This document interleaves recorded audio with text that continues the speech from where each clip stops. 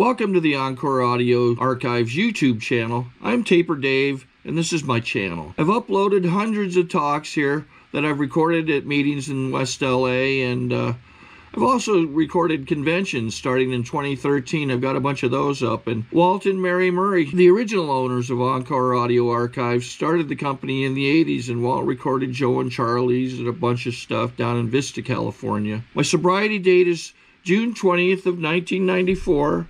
I hope you find something you like, so please like and subscribe to my channel and comment down below. If you want to hear something that I don't have or that you don't see, I'll see that I get it.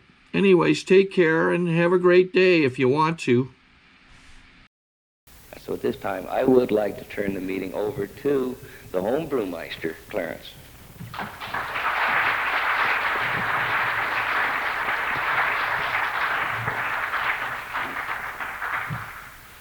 Well, thank you very much. As you have already found out, I am Clarence Snyder, and I'm a recovered alcoholic.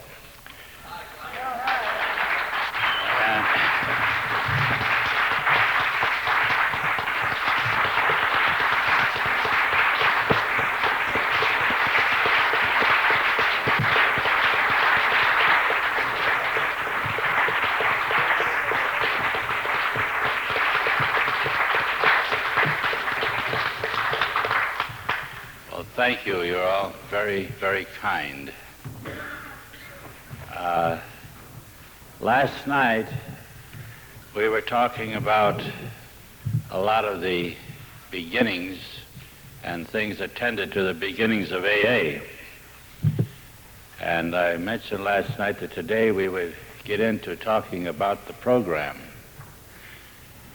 AA has grown so, and it's taken so many different directions since its inception, that I am very cognizant of the fact that a lot of people are having a hard time grasping this program because in so many places it has been so watered down it's hardly recognizable. That's not a criticism, that's an observation. And as far as I'm concerned, in AA, I am a fundamentalist. I came in a certain way, and I was very fortunate in that I came in the manner that I did, and under the tutelage and direction of the people who took charge of me when I arrived here. Because I was brought into this program with some absolutes, and I was taught that there are certain things that I should believe in and that I should stand for. And I was further taught that if you don't stand for something, you're very apt to fall for most anything.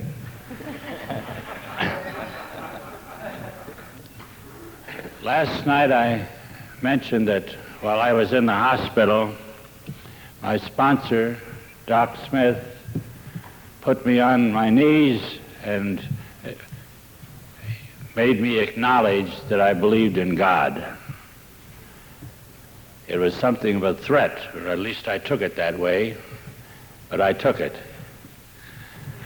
I was not one that was in a position to argue about anything, because I was washed out.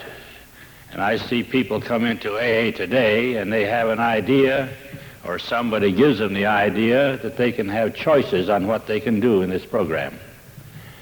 Well, you can have choices because we are people that have a will of our own, but I'll tell you one thing, we have a program of perfection here, and being alcoholics, one of the characteristics of the alcoholic is he is an extremist. He never does anything by halfway measures. When he works hard, he plays hard, and when he drinks, he makes a career out of it. And if we're going to recover from such a living, we better go into this with extreme also. That would be my advice. I think I mentioned last night or sometime or other, I mentioned since I've been here, that alcoholism is probably the oldest malady that afflicts the human race. And we read about it in mythology. We read about it in ancient history, and we read about it in the Bible. Last night I mentioned that I would tell you a few Bible stories just to bring it to your attention that alcoholism has been with us a long, long time. Well, you know, when we open the Bible, we don't have to go any further than the first book of the Bible, book of Genesis, and we meet our first rummy. We meet our friend Noah. He was one of us. And I'll point out the reasons I believe this to be. The world got itself in a shape about the way it is now, everything going downhill, hell-bent for election. And God was doing everything he could to get people straightened out and get running straight in doing their thing. And he wasn't having much success with it. So he finally got fed up with the whole deal and decided to wipe the whole thing out and start all over again. So he determined that he would flood this world and everything in it. But he wanted some seed to start over new. So he went to his friend Noah. He says, Noah, my boy, he says, I want you should do something for me. And Noah, being a God-fearing man, he says, anything, Lord, what do you want me to do? He says, I want you to build a big boat, this ark. And he gave him the dimensions of this boat and told him that I want you to build that, and when you have completed it, I want you to put one or two of every living creature in that ark, and also your family, because I'm going to destroy the world and I want some seed to start all over again. Noah says, I will do that. So Noah and his family got out there cutting logs and sawing wood and hammering and getting this ark put together, and it took them several years to do this. Well, of course, you know, when you're doing anything, people get curious. So the neighbors came by and said, what are you doing, Noah? Well, I'm building a boat. You're building a boat out here in the middle of the desert? Yeah. He says, what for? He says, we're going to have a flood, and everything's going to be washed away. Well, you can imagine what the neighbors had to say about this. They tapped their head. Poor old Noah, he's playing with a short deck. Poor Noah has lost some shingles off the roof. So they laughed at him, go on their way. So finally the ark was completed, and Noah got all these creatures in the ark and his family, and they closed the doors. And some of those neighbors, they saw this rain coming up, and that boy had rained and had rained for 40 days and 40 nights. Some of them were beating on the door, but the doors did not open for anyone. So the ark rose on this water and started floating around for a good long period of time. Finally, this ark, the waters began to recede, and the ark came down and settled on Mount Ararat. The ground came up and everything was dry.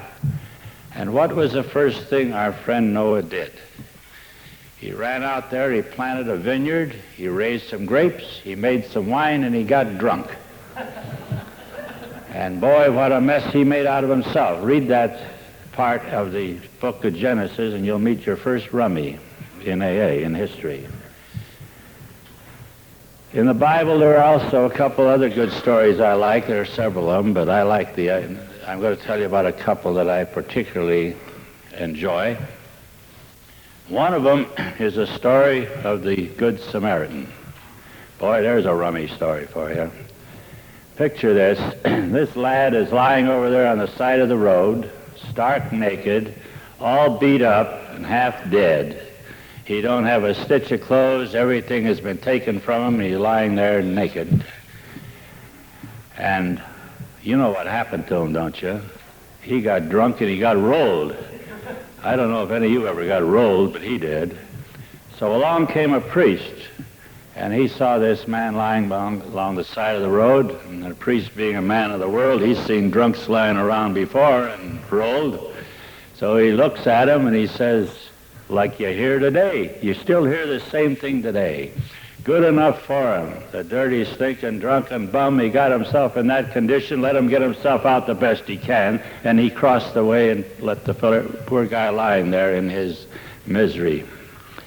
So along came a Levite, And he saw this fellow there, and he's a man of the world, and he repeated the same thing that the priest had said, the dirty, stinking, drunken bum. He got himself in that shape, let him get himself out of it, and he passed on the other side and left him lying there. Along comes this Samaritan fellow, and he was a traveling salesman. I'll prove that to you. And he was, of course, the Samaritans were not the chosen people around there in that time, but he was there, and he came by in his former conveyance. It certainly wasn't a Chevrolet, it was probably a mule. And he sees this fellow lying there, and did he pass him by? Not by a jugful. He got down off of his conveyance, and what did he do? It tells you very plainly what he did. He gave him some wine. He gave him a drink. And he poured some wine in his wounds. And did he leave him lying there? Nope. He picked him up, put him on his former conveyance, and took him to the Holiday Inn. Well, it says he took him to an inn. And here's how I know they're all rummies. He goes to this inn, and he took this fellow and deposited him there, and he says to the innkeeper, "Mr. Innkeeper, take care of this fellow, and here is some money." You see, he gave the money to the innkeeper, not the drunk. He knew that much. And he says, "If there be any more due, I will repay you on my next visit through," which means he's a traveling salesman making that territory. There is a first 12-step call on record. It's right in the Bible. One other story I like in the Bible is a story of these two boys, the prodigal son. Boy, here is a rummy story par excellence. Here's these two kids. They're Jewish kids. You want to keep this in mind. They're Jews. And they work for their dad. Their father has a big spread there, and he has cows and goats and sheep and everything, no hogs, but everything else he has there. And of course, in Jewish lore, why, the boys work for their father, and when the father passes away, of course, they inherit the estate and the property. They get the loot that the old man leaves. So these two kids are working out here on this farm for their father.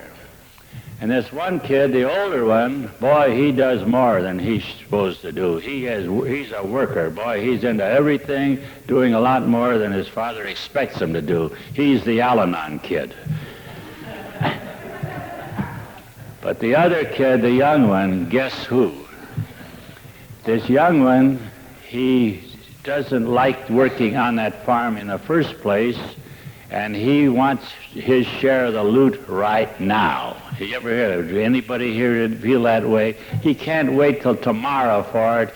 He don't want to wait till some indefinite time when his father dies and he gets that loot. He's young, and he wants it when he can enjoy it. So he bugs his father and bugs his father and bugs his father for his share of the loot.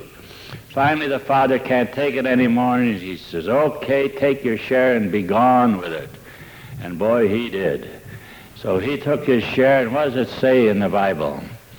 He says he went into a far country, and he squandered his substance in riotous living. Did you ever hear anything like that? He blew the whole bundle. The whole thing went. And he was tapped out, and he's flat, and he's broke. Now that isn't the worst yet.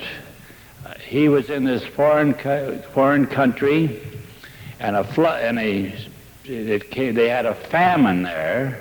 He couldn't get any work. He couldn't get anything to eat. He's about to starve to death, and the only surcease that he got a job where? Now remember, this kid's a Jew. He got a job on a hog farm, taking care of a bunch of hogs. Did he eat what the hogs ate? No, sirree. It says in the good book he ate of the husks of the hog, of the food that the hogs ate. He ate what the hogs wouldn't eat. This is what he ate. I'd say this kid pretty well hit his bottom, wouldn't you? So here's what he did, something very important he said, and it's the same thing that you and I had to say. It says he came to himself. He came to himself. And he said this. He says, "I starve. My father has much. His servants have much. I am starving. Then he said this. He says, I will arise and go to my father and tell him I'm unworthy. See, and I will serve as one of his servants. Remember that. This is what we had to do. So that kid got up off his duff and started that long trek home, defeated, sick, beaten, fearful, and he had to go to meet his father. Well, what happened when he got home? Did his father chew him out? No, siree. It says in there, his father saw him coming afar off down the road, and he ran to him, and he fell on his neck, and he kissed him. He says, my son who is dead is alive. He says, let us make merry. Put a ring on his finger, shoes on his feet, a cloak on his back. Let us go up and have a party. Let us kill the fatted calf and have a feast. So the kid's protesting that he isn't worthy of this, but the father assures him that he belongs to him, and he says, my son who is dead is alive. Let us have a celebration. So they go up the house, and boy, they're having a blast up there. The old music is going, they're singing and dancing, and they're eating and having a big old time. Meantime, this Al-Anon kid, he's still out there going at it, working away like a good Al-Anon should. And he hears all this ruckus up at the house, so a servant came by. He said, hey, what's all that ruckus at the house, the music and all that noise going on up there? He says, haven't you heard? He says, heard what? He says, your brother came home. He says, oi, that dirty no good. So then he drops his tools and went up to the house to confront his father. Now this is a very human thing. He says, Father, I have been a good son to you. I have always done more than is required of me. You had no problems with me, and I'm here working with you, but this no good brother of mine, you give him his share of the inheritance, and he squandered it all on wine, women, and song, and he comes back here, and you have a party for that dub. He says, Father, you never had a party for me. Isn't that human?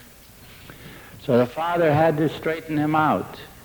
And he had to tell him what this was and the reason for it. It's a great story of the second chance, a great story of redemption, which you and I all have experienced coming to this fellowship. So that's a good rummy story. Well, anyway, so much for the Sunday school lesson.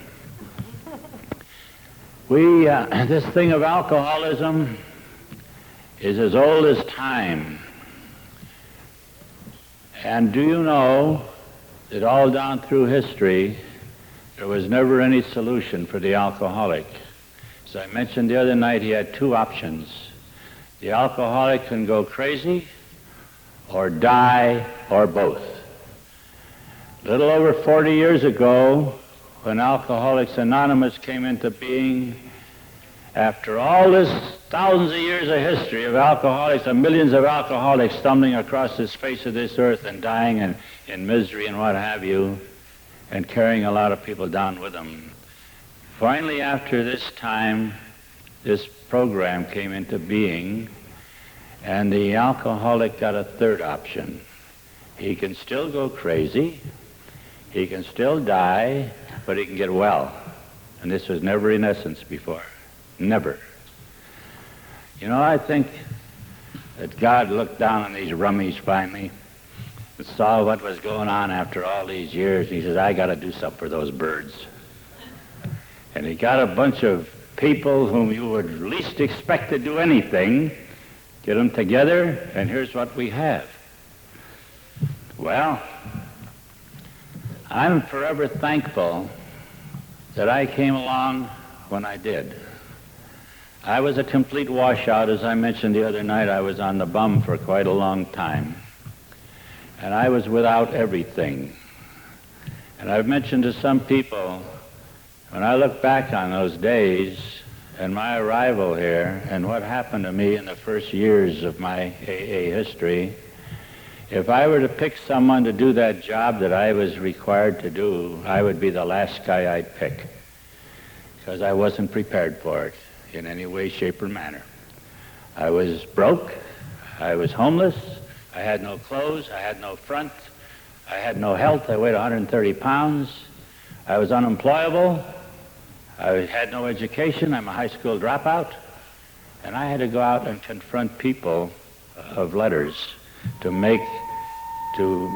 establish contacts in order to have rummies sent to us and things like that.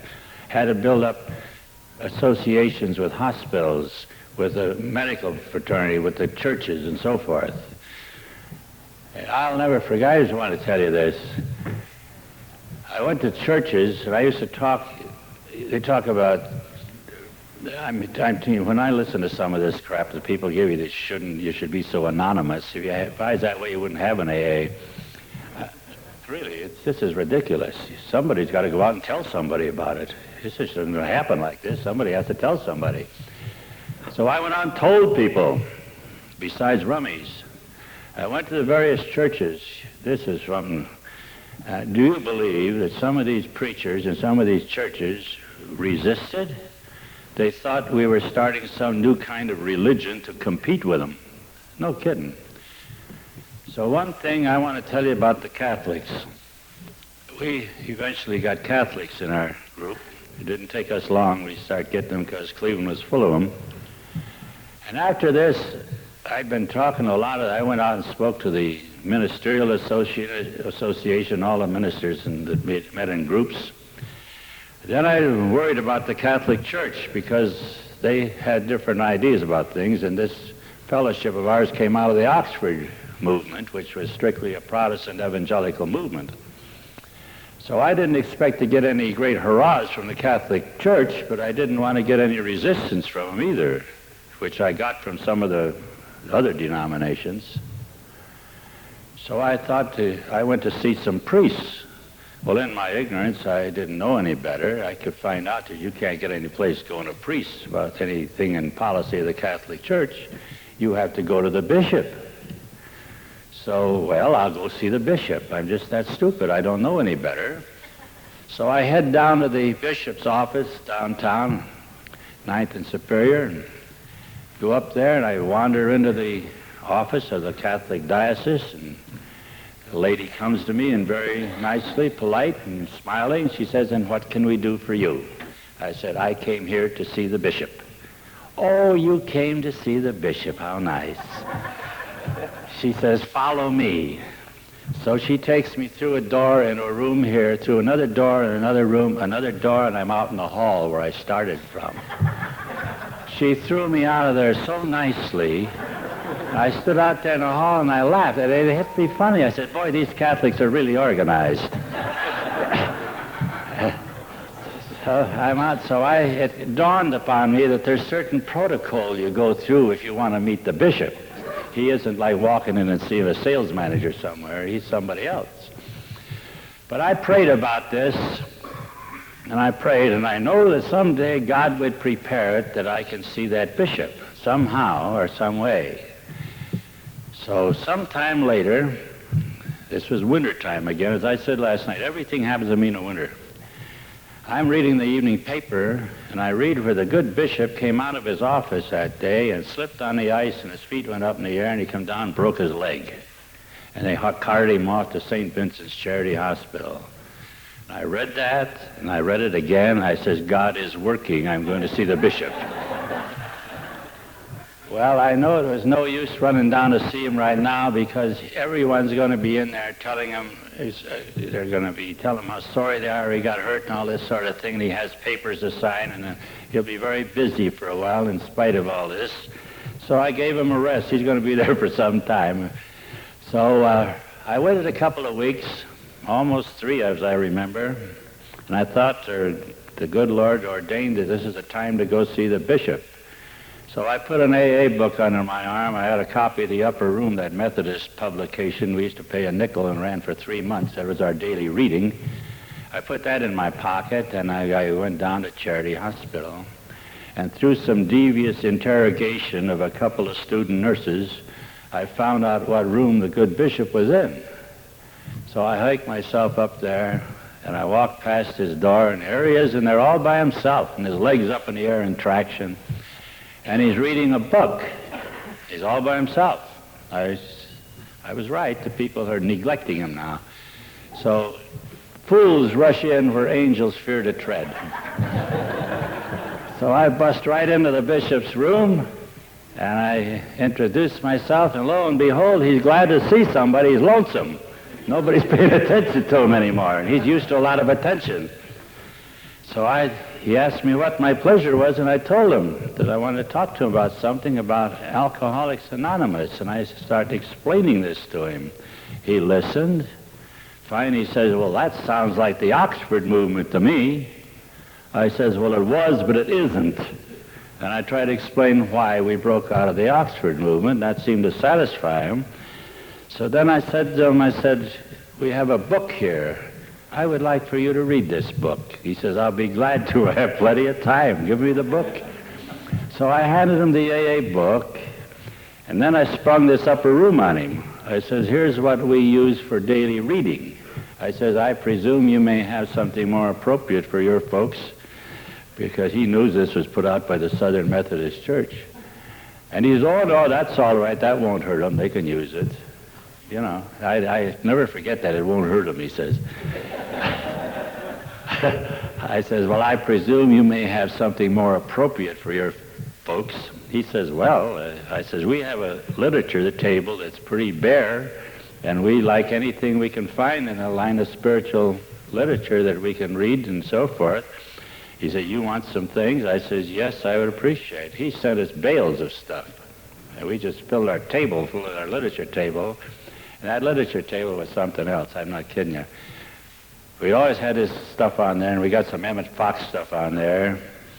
And we had always a big book.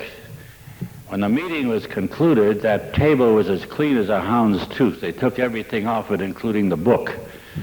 And they didn't seem to pay for the book either. So that's how we got cooperation. We never had any problem with the Catholic Church. First thing you know, he starts sending some of his drunken priests into us. So we had no problem with them when we got full cooperation, more than I ever would hope to have. And it was good. So those are some of the little things that happened. I mentioned a while ago about how I came into this fellowship. When I was in the hospital, I mentioned last night how Doc put me on my knees, making me acknowledge that I believed in God before I ever got out of that hospital. After I was in the Oxford movement for a couple of months or so, I was listening to this stuff. I didn't know a whole lot that was going on, but the people there, the men, and also the non-alcoholics in there, they had a great fellowship going there, and they were talking God all the time. They read out of the Bible, and they had other spiritual things that they read, and they had a program that we were supposed to live by. The first thing when we got up in the morning, it told us in the Bible we should go in our secret closet and commune with God. So the funny thing, you go into any alcoholic's home and go into the bathroom and sit down, and you'll find a Bible in there and a copy of the upper room. They figured that was their secret closet. They took it quite literally. But we were taught to have communion every morning with our Maker. There was no, when AA program was put together, I want to mention this because it's very important. There were two schools of thought, two philosophies in AA. There was a New York philosophy and there was the Ohio philosophy, and never the twain shall meet. And there was friction from the very beginning. The people in New York, Bill Wilson, Hank Parkhurst, and Burwell, and all those birds up there, they professed atheism and agnosticism. Over in the Midwest, they called us the Bible punchers because we laid God right on the line, and they didn't like this up in New York. There was resistance. So when the book was written in the fall of 1938, we had no money to get this book published, so Hank Parkhurst, who was Bill Wilson's right-hand man, his partner in crime. Hank did all the legwork on that book, and he went out and found a printer who agreed to print this book at a slow time in his year when he wasn't doing much business. And he would print it, and he would hold the books in escrow, and when we wanted any books, we'd have to lay the books on a barrel head, and he'd give you a book. So he gave us a date that we had to have the book in there for publication.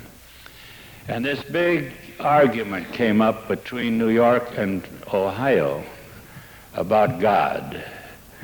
We wanted God, and I don't know how they could, what kind of reasoning they used up there in New York about this God stuff, because God is actually mentioned over 200 times in our AA book, if you'll notice, but they didn't want him emphasized.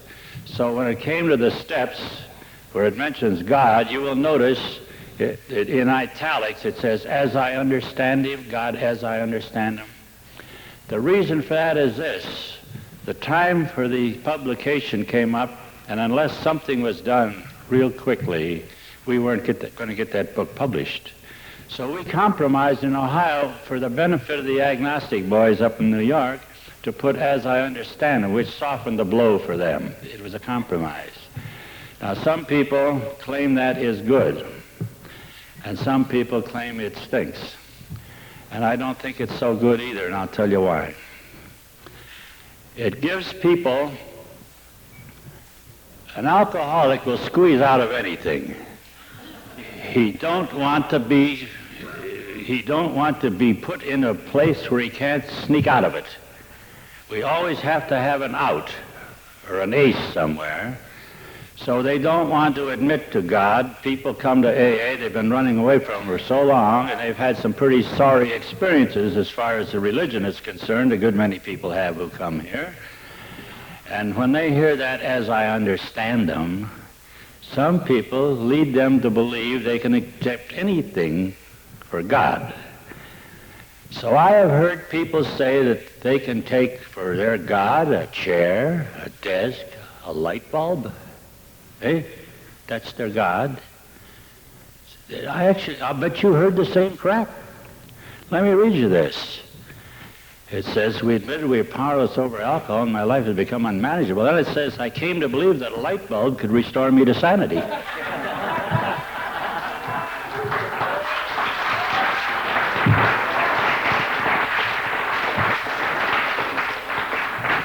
I'm not through yet. I made a decision to turn our will and our lives over to the care of the light bulb, as I understand it. I admitted to my light bulb, to ourselves, and another human being, the exact nature of my wrongs. We're entirely ready to have the light bulb remove all my defects of character. Humbly ask my light bulb to remove my shortcomings. How asinine can you get?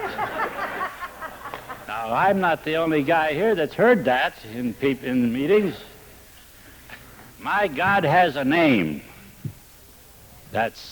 My God has a name, and I was taught this very early in my career in the Oxford movement, and God's name is Jesus. And if you don't like my God, go ahead and get your light bulb or whatever you want. But I would hate like the devil to trust my everlasting soul to a light bulb or a desk or a chair. So I have to get acquainted with who my God is. I've been introduced to him on my knees early in my career, and I do the same thing with people I bring into this fellowship. Now, just read those steps over sometime and put light bulb in there all the way down through the last one. It'll give you a lesson you'll never forget. Okay. But recently, in these last few years, I do not have an opportunity to sponsor new people. First of all, I don't need that exercise anymore. Grace and I have sponsored people in our home, and they go on out and they do the same kind of sponsoring that we do. And here's what happens.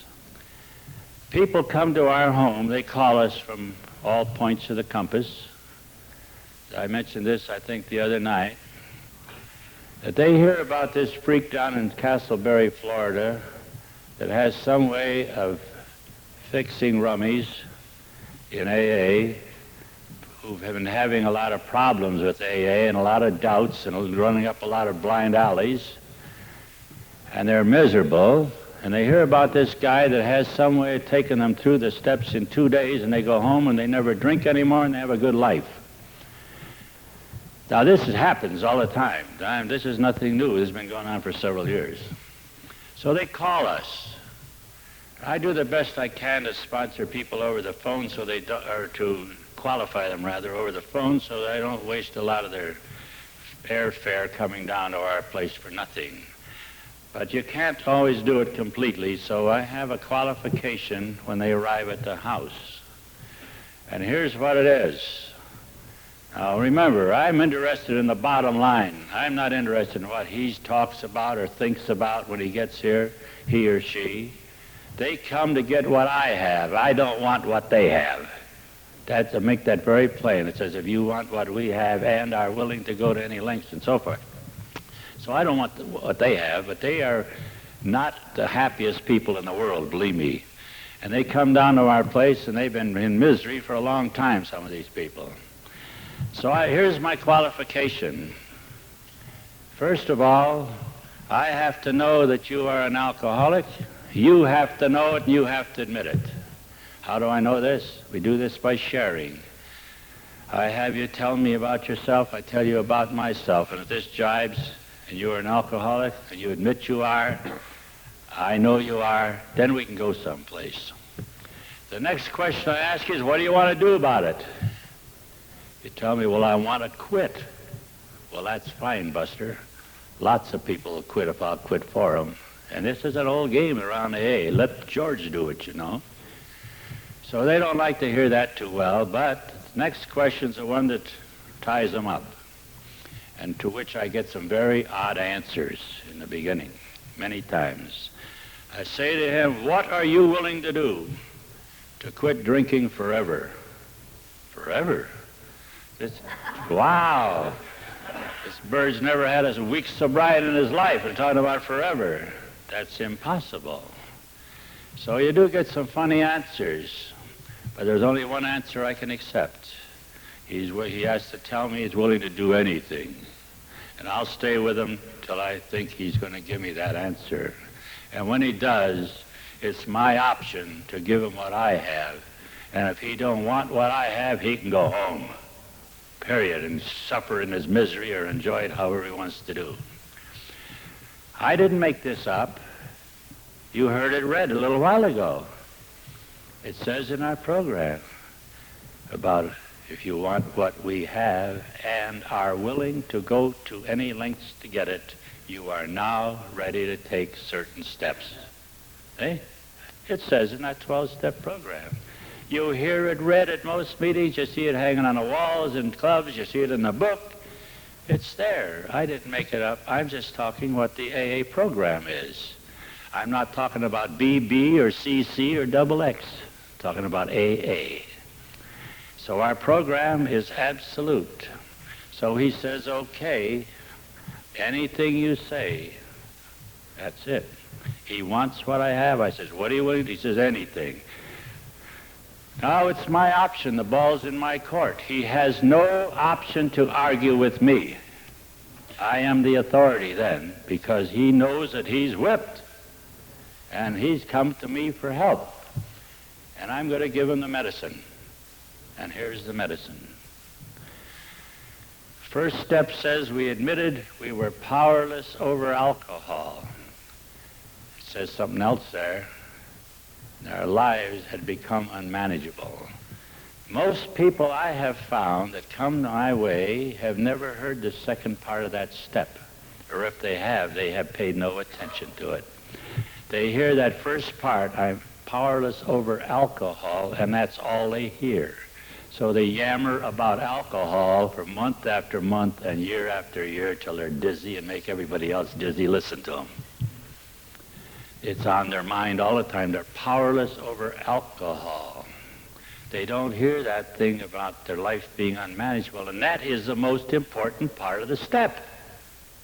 Because you come here screwed up, your life's unmanageable. You come here to get it manageable.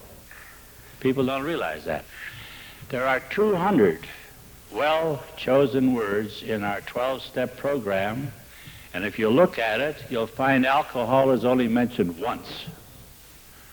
Once. That's in the first part of the first step.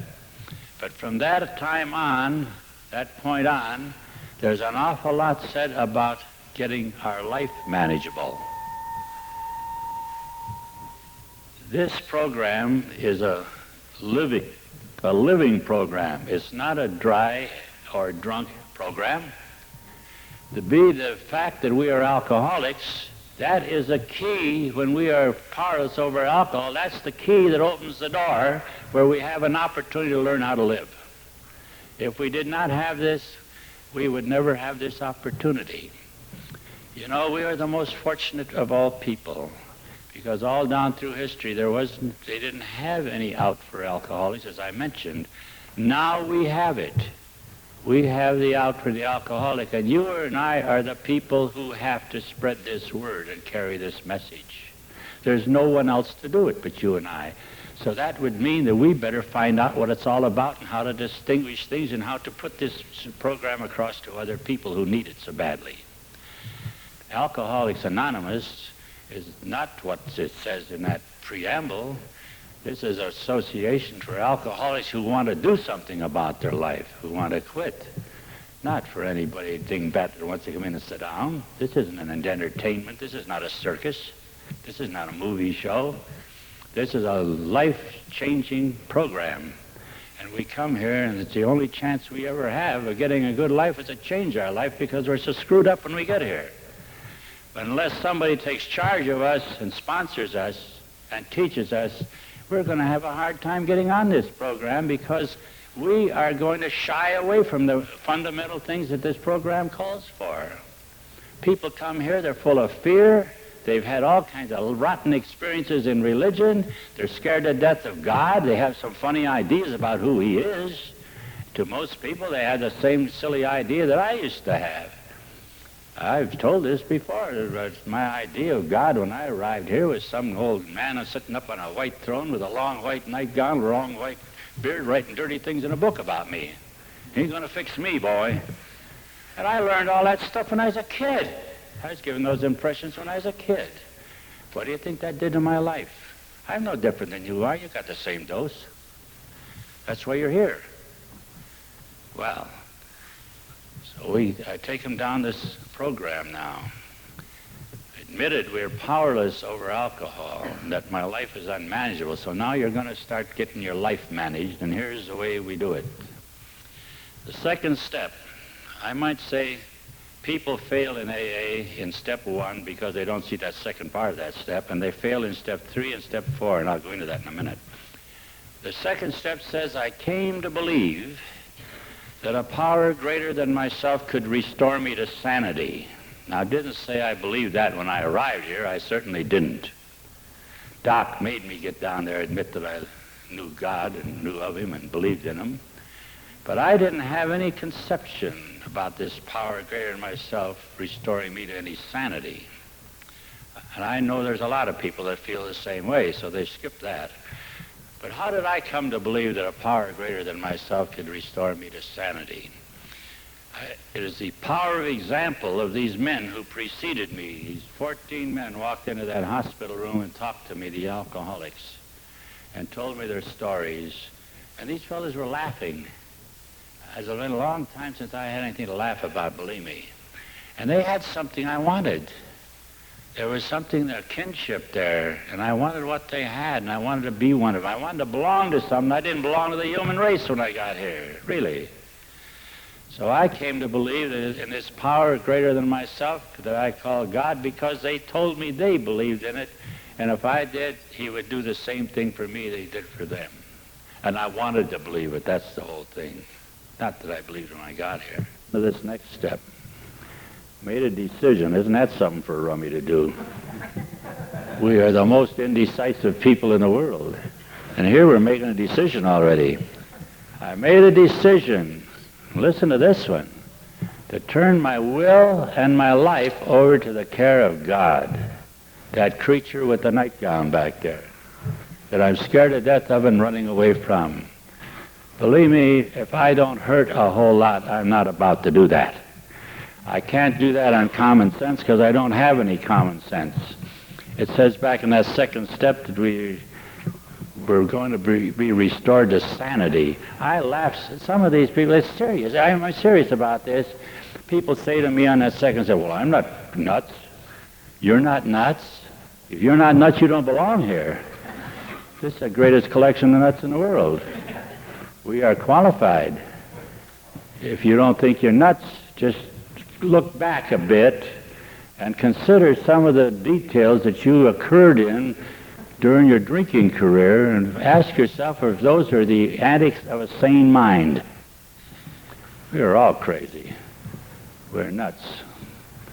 So we get restored to sanity. So I made a decision to turn my will and life over to this care of God. And as I say, you're not going to do that unless you hurt real badly. Alcoholics never do anything by common sense or thinking. Never. It's by emotion. It's how we feel. If we feel a certain way, we'll do something. If we don't, all the king's horses are not going to change it. So if we hurt enough, we're going to make this decision because there's no other place to go. We've just worn out all the outs for ourselves. So this is our last go-round. One of the first things I have to do when a person comes to my house is I try to give him a good feeling about himself, a good self-image. They come to our house with the poorest image of themselves. It's pitiful to see some of these poor ducks, and they've been around for several years or many years in AA. Some of them drunk, some not, but still miserable. And they have an awful poor image of themselves. So I have to build up their self-esteem right off the bat. How do I do this? I tell him who the alcoholic is. I describe the alcoholic and tell him about the virtues we have. And we have them. Alcoholics have characteristics in common, and we got looking at these characteristics, and boy, we got things on these other earth people they never dreamed of. And in fact, alcoholics are a superior type of person. Alkies have a type of imagination and ingenuity and so forth that other people can't dream about. I've often said about alcoholics that they can operate on 20 or 30% of their efficiency and beat civilians who are operating on 80% of theirs. They can do it. And you know alcoholics, you being one, you know what you've done. When you're really fogged up, you get by with a lot of stuff. The other people couldn't do this. If I had the time, I'd tell you some experiences of my own along that line, just to give you evidence. But take my word for it. We are a superior type of person. Every alcoholic is a drunk, but every drunk is not an alcoholic. This is a thing people get confused on, too. Just because a guy drinks a lot of booze or a gal drinks a lot, that don't make him an alcoholic. I drank with fellas in bottle gangs that drank as much booze as I did and the same kind of crap that I drank. They were not alcoholics. They could quit any time they got a different hobby. I couldn't do that. I remember one time, just as an example, there was a bottle gang I used to drink with out in the last house I lived in before my wife threw me out for good. And this bunch, we used to get into all kinds of stuff. Oh, we stole one bartender out of business. We crashed weddings. Any place that's having a wedding, we invited ourselves. Nobody knew, everybody's half drunk anyway, and we just went in. We got a lot of free booze. They'd go out and do all kinds of crazy things. There's the police chief down there, we didn't like him. He's always sticking his nose in our business. And the city bought him there's a little village I was in out there. They bought him a new police car one day, a Ford. They put all the lights on it and the whole thing, you know. And where I was living, they used to park in a median strip out there in front of that bar room. And he used to park his car out there in that median, keep the motor running, get the battery up, I guess. He got that brand new car, and he had it 2 days. And while several people engaged him in conversation, several others went out the back door and stole that damn police car. And the place wasn't built up. We took it way down in the woods and hid it. He didn't find that car for 3 weeks. If he'd ever found out who was involved in that, we'd all been lathered, believe me. But this is the kind of crazy stuff these guys would do. We'd crash parties, go any place. They put on a fake fight. Or you get a fight started in a political meeting. Oh, it was something. Fun. They were having fun. I went on the bum, disappeared, and I was gone for some years.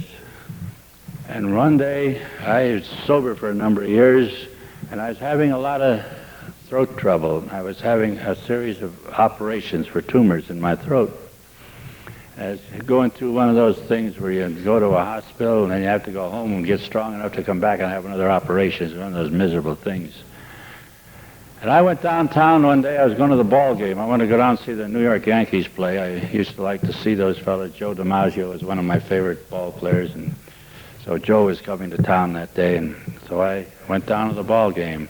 I was a very sick duck. I was lost weight. My clothes were hanging on me, and I'm walking down there, and down that West Superior Street, it's a whole line of saloons there. And here I walk, bingo, right smack dab into 4 guys I used to drink with in a bottle gang years ago. Now remember, those guys were real, those are the fellas I'm talking about who used to do all this stuff. There's 4 of them, and they're all dolled up. They have pongee shirts on, they have white pants and 2-tone shoes. And they're all lit. I mean, they're all drunk, having a great old time. They're just enjoying everything. They're on the way to the ball game, too. And I noticed something. They each had a box seat ticket stuck in their shirt pocket there for the ball game. My God, when we were all getting together, we can raise the price of a ticket in 2 weeks, a whole bunch of us put together. And they were working. They were in business. They were doing fine. The war had come along eventually, and everybody got to work. Those guys were doing great. They were still having fun drinking. They said, "Snyder, you old goat, we haven't seen you. We thought you were dead." Well, I looked about half dead at the time, and he says, "Come on in, have a drink."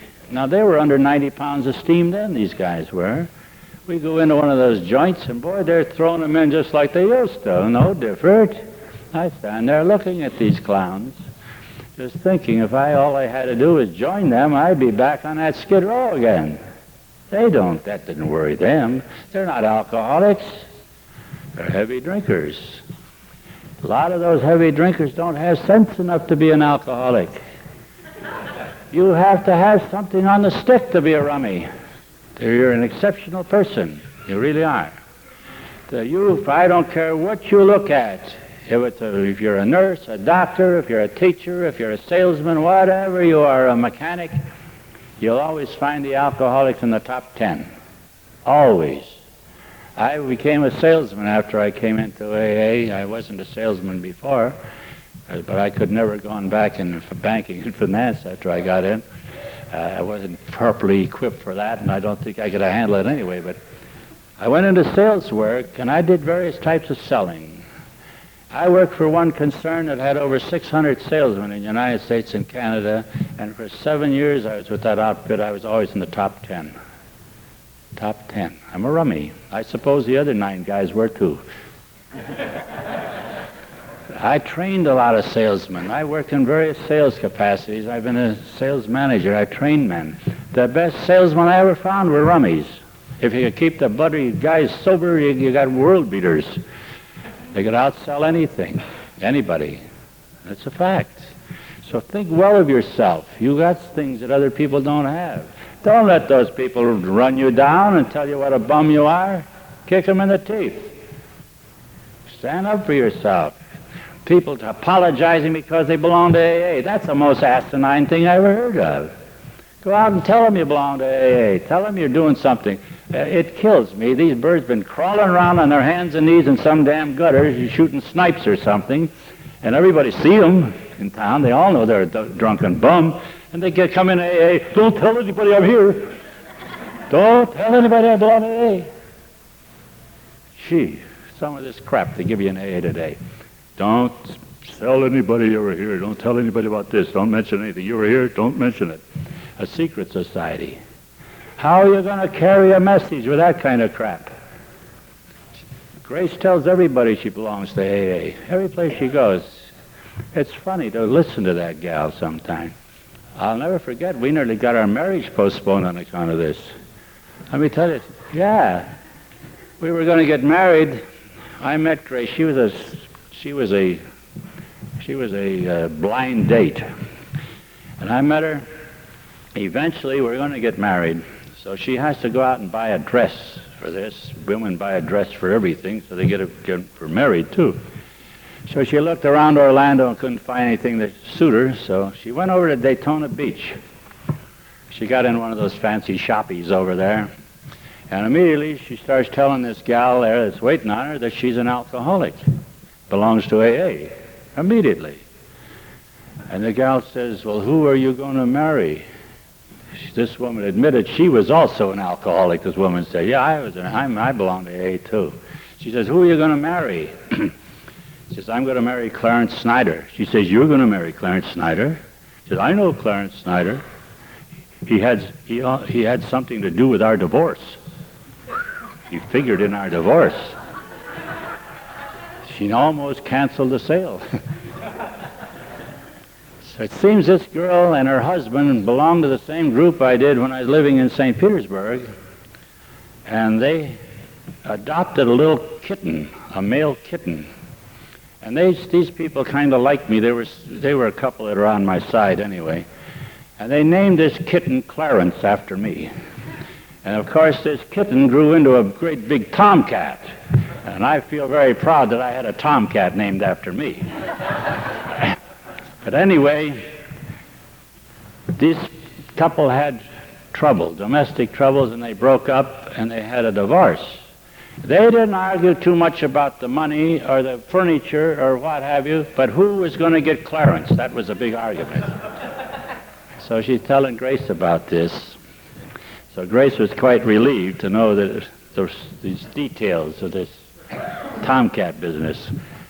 So it's funny, she tells anybody. I was on a plane one time, and it was kind of empty. We're coming from across this country somewhere.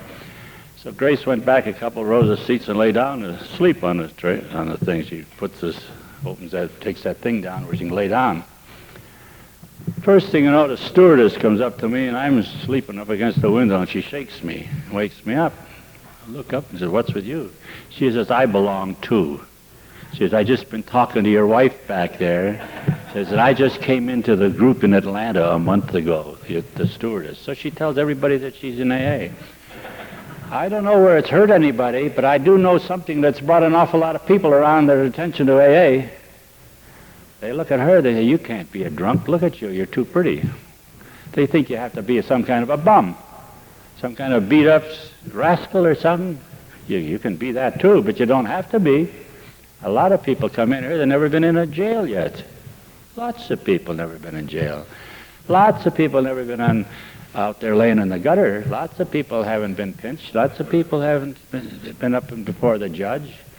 They're just as alcoholic as I was. They were just more, they got in different locations at the right time, and I got in there at the wrong time, that's all.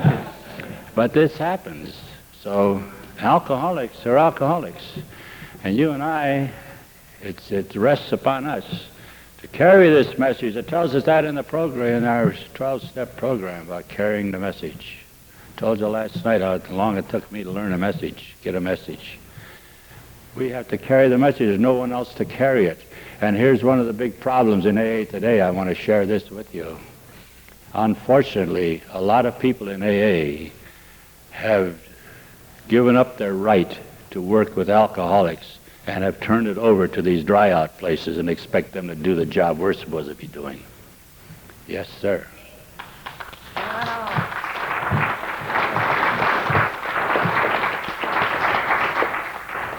I was very happy to learn a couple of weeks ago that in Florida, and I'm sure this is going to happen all over the country, the Blue Shield and Blue Cross down there is limiting to 1 to 7 days any money for alcoholic treatment. 7 days instead of that 30-day deal that they're paying $5,000 and $6,000, $7,000 for. And that's the most ridiculous thing I ever heard of. We used to sober them up for $40. You could put them in a real hospital in those days for $60. But oi, what it is now. You don't even need that. I'm not against sobering up places. I think there's a lot of people that should have something like that, and a lot of people don't need it. But I certainly don't need any $5,000, $6,000, $7,000 treatments. I'll tell you that. That's a rip-off, plain and simple.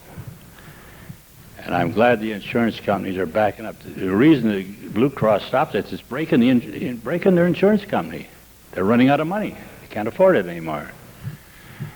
So people keep opening these places. Some of these big-name people you hear monkeying around through AA are opening these kind of places. You're going to hear about a couple more of them very shortly. I can tell you that because I know they're headed this way. And they're going to open these $5,000 and $6,000 places. They got a big name, these guys, and they trade on that. Watch it. I'd rather take a guy home and sober him up than put him in most of those places.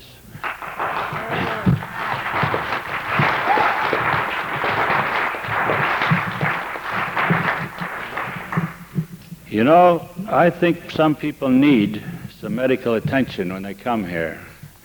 But medical attention can be taken care of in 3 to 7 days' time. And you don't need any more. But they need, you see what's missing in most of these dry out programs. They do not have any continuing program after that. They'll start you out, they'll get you sober, then from that time on you float on your own pretty well. But in AA that's different. You get a continuing program. So it says here, we made a decision to turn our will and life over to the care of God.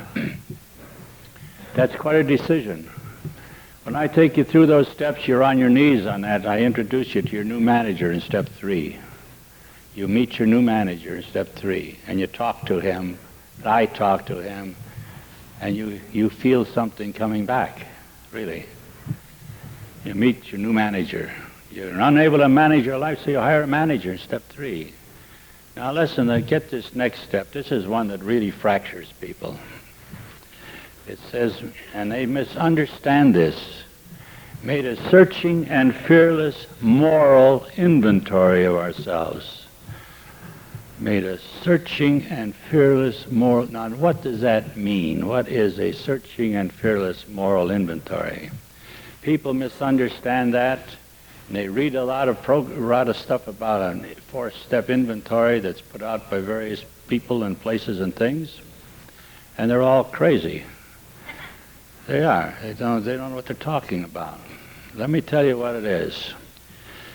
Let me tell you first. This is especially applicable to girls that come to our home, women, ladies. When I get down to this 4th step, or when they come in, they hand me this sheaf of papers this thick with all the crud written down they ever did in their life. All their bed crawling and all this crap. That isn't what the 4th step calls for. It don't call for those details at all. Not a bit of it, because the 5th step tells you that.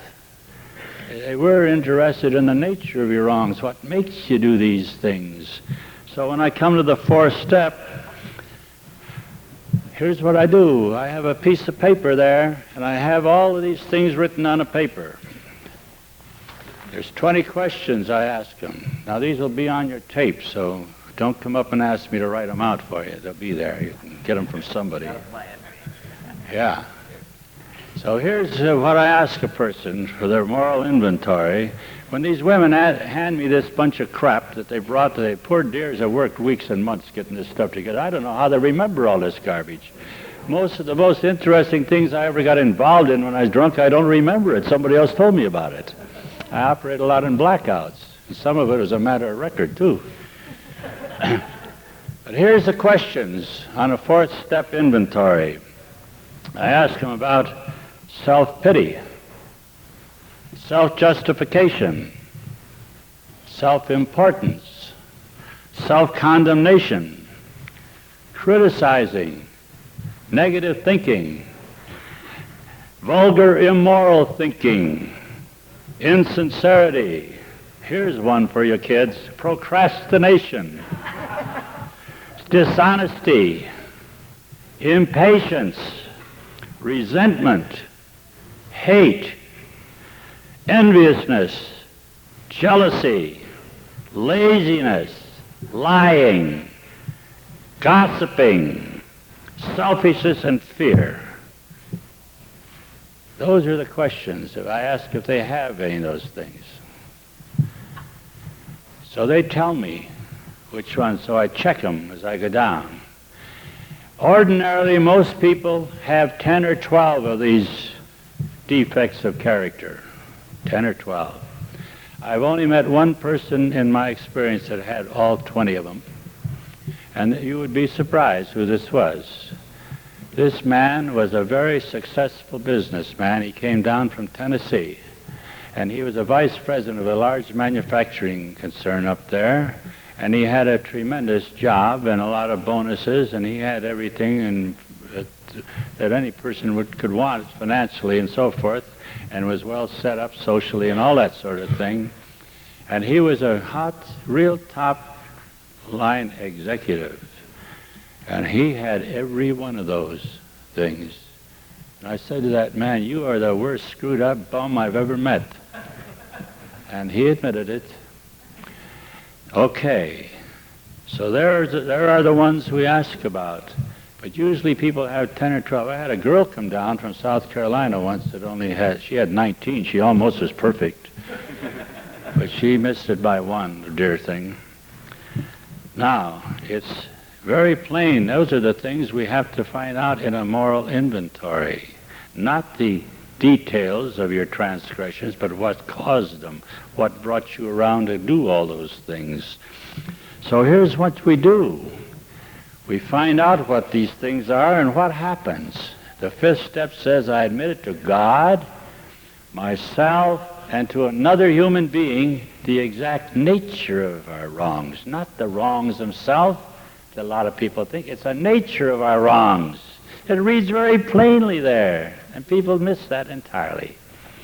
It's the nature of the wrongs. Okay. It says, I admit it to God, my new manager, myself, and to another human being. I'm the other human being he's admitting it to. Why should it be another human being? Why God and yourself another human being? This is scripturally correct. It says in a good book, where 2 or 3 are gathered together in my name, there will I be also. So this guy's there with me before his new manager. The 3 of us are together making this admittance, see? All right, then listen to the next step. Listen to this one. We were entirely ready. Ready for what? We're entirely ready to have God remove all these defects of character. All of them, it says. Entirely ready to have God remove. Why God remove? I can't remove them. I admit it in the first step that I'm powerless. My life's unmanageable. So my manager has to help me with this. That's what I hired him for. If you have a manager, why don't you use him? What are you paying him for? So my manager's going to help. So I'm entirely ready. It doesn't say partly ready. Alcoholics are entirely in everything they do. We're extremists. We never do anything halfway. So I'm entirely ready, what? For God to remove all these defects. I'm very frank to admit to you there's a few defects of character I'd rather keep. They're lots of fun. They're fun things. But our program does not give me that option. It's all or nothing at all if I want to get the best out of this. If I start cutting corners, I'm going to get myself just so much more miserable. I'll never get the element in what I'm looking for, right? So, I'm entirely ready to have God remove them all. Let George do it. Here's something you can stick over on George. Let him take them away from you. So you have to ask him, see? So in 7th step, I said, I humbly asked him to remove my shortcomings. Humbly asked him. I didn't make a deal with him like I used to do. God, if you'll get me out of this mess, I'll be a good boy. I get in some kind of a bind. I'd say, God, help me. I'm in a trouble here. I'll be a good boy. I'll never run out with Sadie Glutz again. I'll behave myself. If you just get me out of this mess. A deal. Always a deal. It never worked. So we have to learn how to humbly ask him. Throw ourselves on his mercy. He will do anything we ask if we believe he will. You got to believe he will. If you don't believe it, forget it. You got to believe it. So it tells me anything that you ask believing, you'll receive. And all of your needs will be taken care of. I need to be fixed, and he'll fix me if I humbly ask him. So on the 7th step, my boy or girl is down on her knees again, and we have another talk with the manager. And we admit all these things, and I have to utter the prayer first, and he or she repeats after me. And every one of those items that is checked, I mention, and ask God to remove this. And he asks God to remove it. And we thank him for it. And do you know something? Don't fall out of your chair. They're gone. They're gone. They're gone. He'll take all this stuff away from you. You no longer will have all these defects of character. He'll take them away. And this is what causes us to get in all this mess we're in all the time, with these defects. He takes them like that because he promised he would. Tell me anything you ask, believing, you'll receive. And if you believe he'll do it, he'll do it. So then after you pray to him and talk to him, thank him for it and assume that it's happened. And it has happened. Now that sounds ridiculous to a lot of people, I'm sure. I'm only talking about what happens. This is experience. It's what a lot of people have done, and I've seen it over and over and over. You people here, I'll tell you, most people in AA have no conception of the power of God. They have no conception of what... It tells me in the good book that he's my father, and he has great storehouses of wonderful things, and he wants me to have the best of everything. God wants me to be healthy. He wants me to be prosperous. He wants me to be happy. He wants me to be useful. And this is how we prepare for it. You can't tell me that I'm unhealthy. I'll run a race with a lot of you birds, and I'm 80 years old. Yeah? You girls look out, too. Yeah. I have a good life. I have a wonderful life. I don't say everything is beer and Skittles every day, because we all have problems, and you're going to have problems all your life.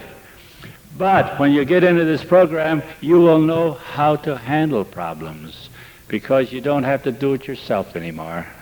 You don't have to connive out of things anymore. You got a helper. You got a manager to help you now. This is as simple as it is. Believe it. Don't look at me so damn funny. It's true. It's true. Okay.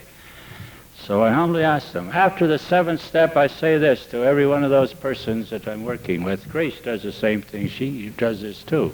We have what we call a fixing room in our house. She always takes them back in the fixing room, but I take them out on the porch.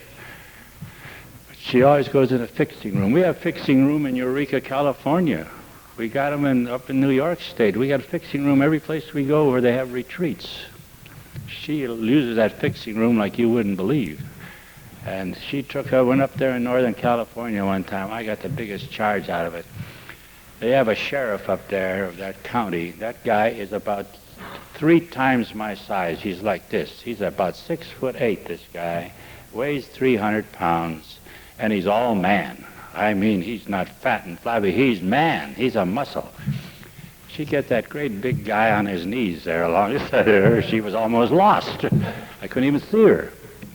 And that guy gave his heart to Christ, to Jesus, and changed his life like that. He's the greatest guy. You want to meet him sometime. If he pinches you, tell him you belong to AA. He'll let you out. But he's a great fella.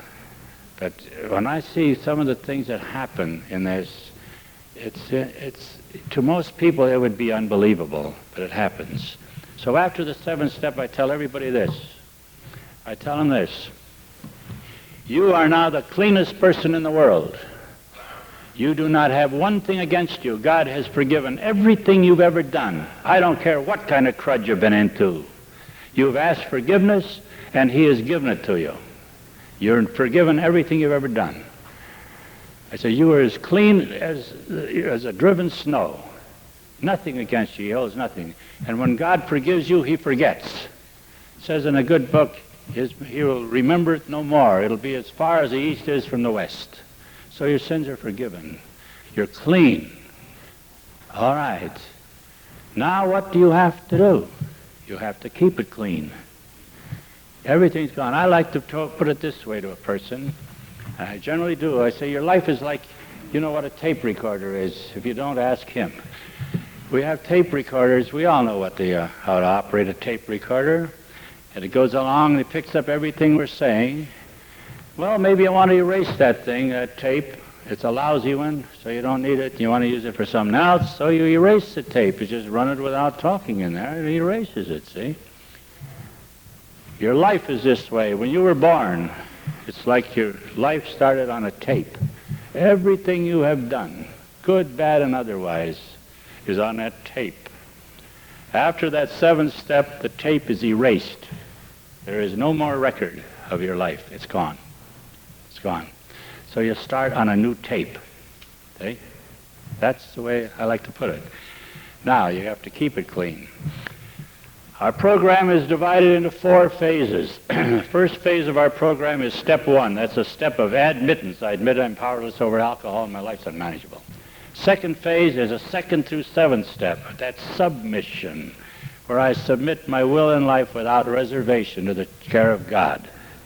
I accept him fully and completely and turn my life over to him and dedicate my life to him. That's your second phase. Third phase is restitution. After the 7th step, I give these people some papers, pens, send them into their room. We're through for the day. I take 1 day to go through the first 7 steps. So they take this, when they go to bed tonight, they sit down there and write out all the restitution they owe. And I tell them who to put on that paper.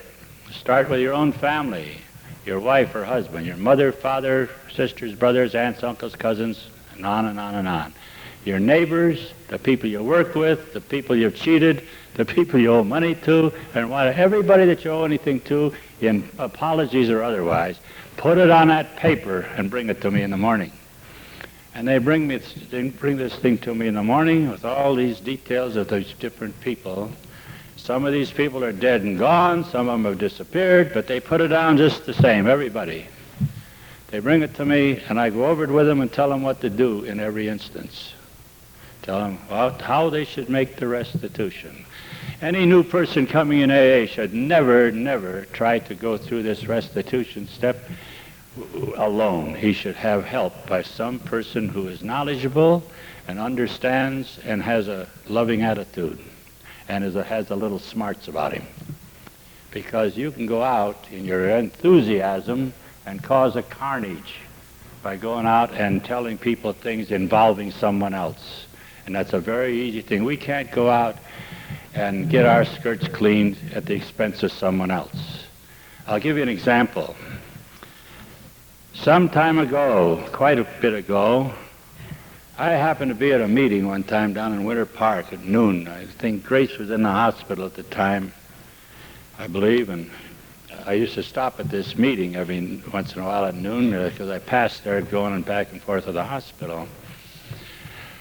And they have a meeting every noon, so I went in there, and I'm a people listener as well as a people watcher. I listen to people when they talk in AA, and I hear all that wisdom going around those tables. Everybody talking, nobody knows what they're talking about. And I hear people talking, I hear them hollering help. I always hear 2 or 3 of them that are screaming, they need help. But they don't know it themselves, and nobody else seems to pay much attention or know it either. So I go up to this person after the meeting, and I introduce myself and tell them if they want some help on such and such, I'll be glad to talk with them or find someone else to talk to them. This particular day, I did this very thing. I mentioned this when I was talking. I had my turn to talk, and I told them that. This fellow and another fellow and a girl came to me after the meeting, 3 of them. That doesn't very often happen, that many come. So I made appointments for them to come to the house, and this fellow, this one man, he wasn't even supposed to be in Orlando that day. He left West Palm Beach, and he was on the way to Alberta, Canada, to his folks. He was going to go up there to live. He'd been living in Florida for some time, and he was leaving to go back home. He'd been sober about 2 years, dry. And he didn't know any more about this program than a hog knows about Sunday, really. He just had this peripheral stuff that people get around AA. And he heard me say this, and this guy is worried, he's miserable, he's not feeling good. And he just stopped there to go to a meeting. He had no intention of staying in Orlando. He was on the way through. He was passing through. So I told him to come out the house the next day, and he was there. He stayed around for several days. He didn't go home. He didn't go up there. And his course was misdirected all of a sudden. I took him through these steps. Now let me tell you why I'm telling you this long story. When it came to restitution, this guy had one that really hurts. He had been in the antique business with a pal of his, and they stole over $30,000 worth of antiques from some woman who was in the antique business in a big way, and she did not know that these two guys did this. She didn't know. She might have missed her stuff, which undoubtedly she did, but she never dreamed that these are the two guys that ripped her off. Now, this fella had a partner who was in this scam with him. Now, he couldn't go and tell that woman that the two of them ripped her off, but he had to go tell her that he did, and he's stuck for $30,000.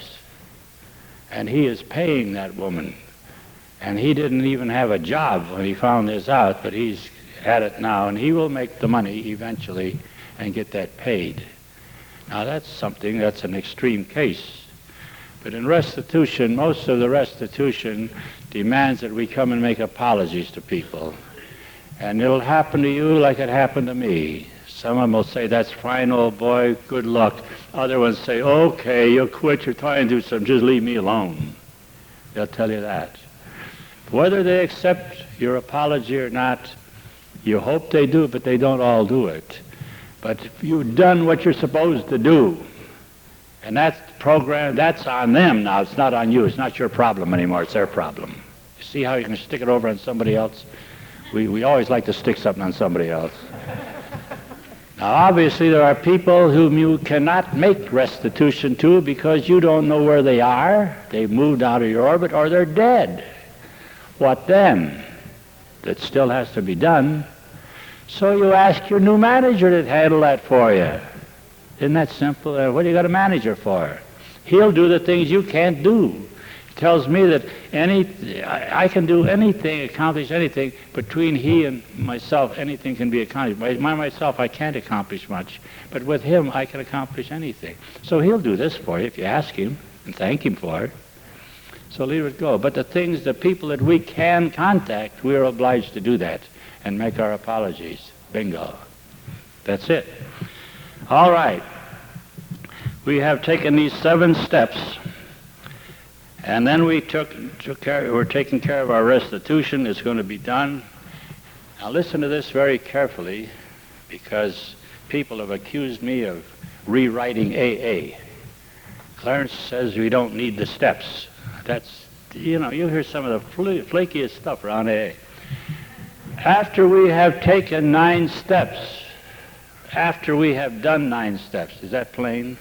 Not read them, not listened to them, but done them. Did you notice that every one of those steps required us to do something? Every one of them required action. And how many people have done this action? Ask yourself, look around your AA groups and find out. Precious few of them have. That's why so many people are constantly in a sweat about something. They have no peace in their life. Always ready for an upset of some kind. And if you want upsets, you can find all you want right here in AA. Well,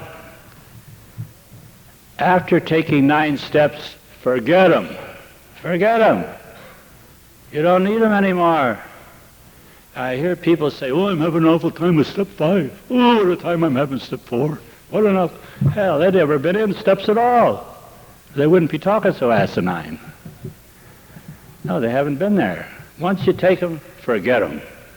You don't need them anymore. The only time you'll ever have to refer to those first 9 steps is when you're trying to explain them to somebody like I'm trying to do. You have to know what they're all about. But as far as your own use is concerned, you used them, and they've done what is required. Now you have done 3 phases. You've done admission, submission, and restitution. Now we go into the fourth phase, which is construction. Here is where we construct our life. You live on the last three. Now, isn't that simple? I don't have to live on 12 steps. I only got three that I have to be concerned about. The 10th, 11th, and 12th. The 10th step is another inventory step, but it has absolutely nothing to do with step 4, which also is an inventory step, but it's a different kind.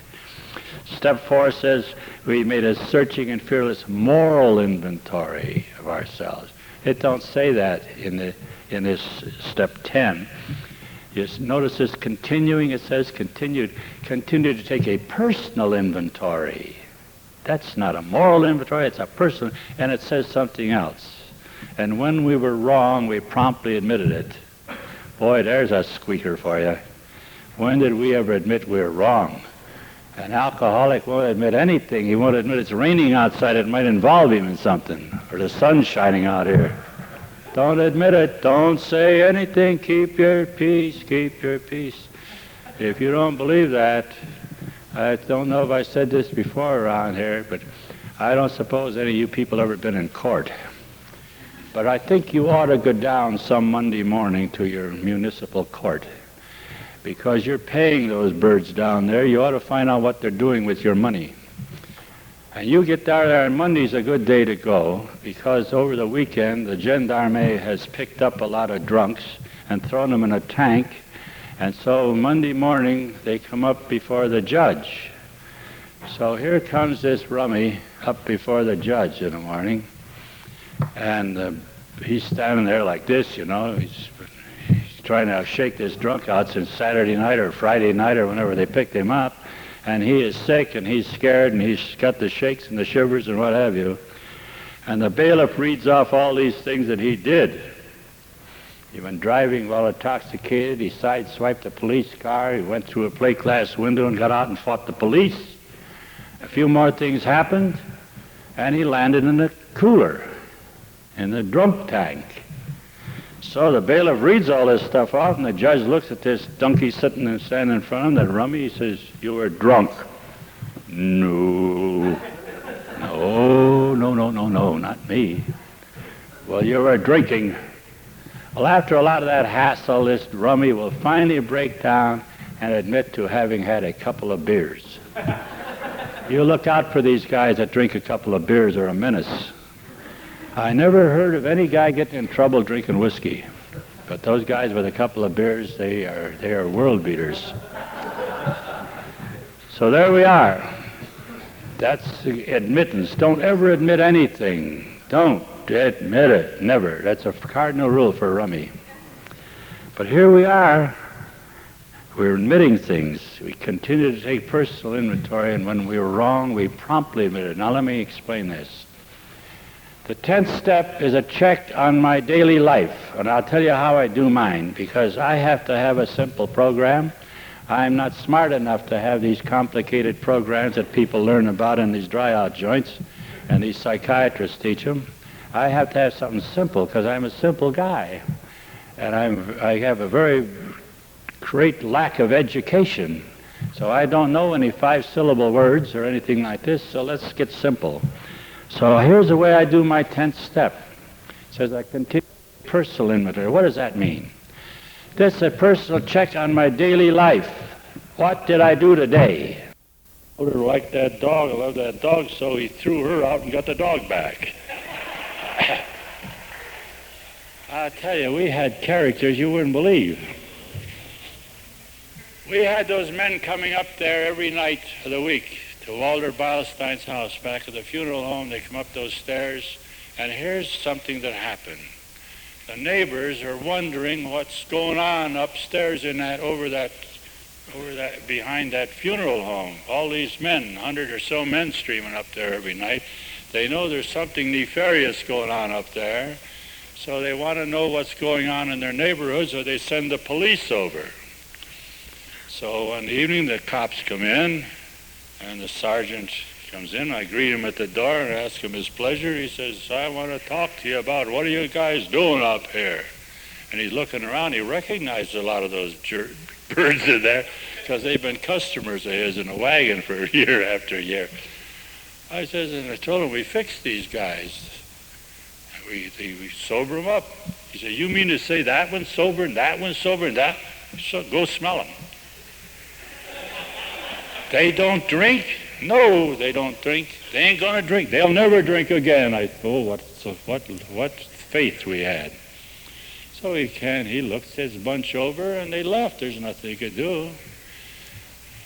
A couple of nights later, a little old lady come charging up there, and she wants to know what's going on in her neighborhood. It's full of these men, and she recognizes some of these birds because she's been sweeping them off her lawn in the morning and stuff like this. And she wants to know, and I told her the same thing I told the cop. She says, you mean those guys are not drinking? That one and that one? That? No. You mean they're not going to drink? Never. They'll never drink. Then she softened up. She says, I have a boy. He's on the bum somewhere. Can you fix him too? Sure, we can fix anybody. She says, I said, where is he? She says, he's in New York. Oh. She says, whereabouts in New York? I don't know. He's on Skid Row. Skid Row in New York, that's something to find, some rummy from Cleveland. I says, well, I tell you, we have some guys up in New York. So I gave her Bill Wilson's name, the address. I says, we got some guys up there.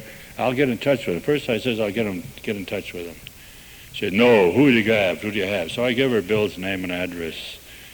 That old lady's on the first rattler going to New York the next morning. And she confronts Bill, of course. But here's what happened. The very day, she had a daughter living in New York City. Now, she hadn't heard from her son for about 2 years.